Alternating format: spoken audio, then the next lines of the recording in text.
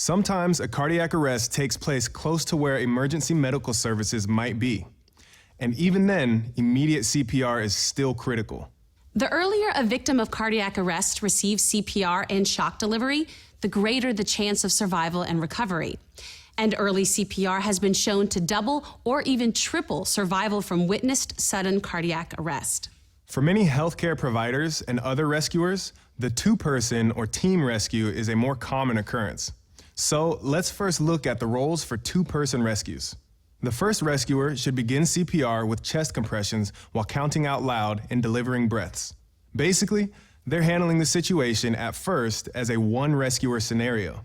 And the second rescuer is responsible for powering up the AED and attaching the pads when a device becomes available, as well as for providing ventilation. The compressor should pause when ventilations are being given until an advanced airway is secured. The compressor may also need to briefly pause when the advanced airway is inserted.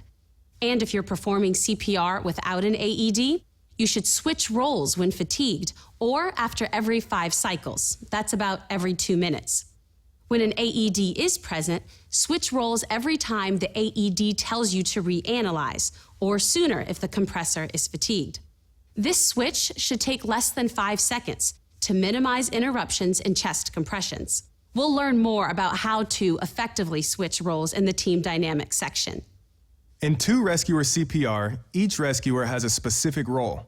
Rescuer number 1 should be positioned at the person's side, ready to perform chest compressions and count them out loud.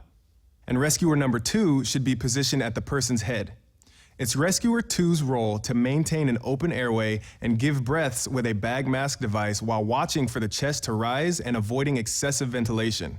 Rescuer 2 should also encourage rescuer 1 to perform chest compressions that are fast and deep enough and allow complete chest recoil between compressions. Now let's practice two-rescuer BLS. Follow the video as you practice. We'll work on the full sequence, from the point of finding the victim until advanced medical help arrives. We'll pause here for you to get into position for the two-rescuer practice.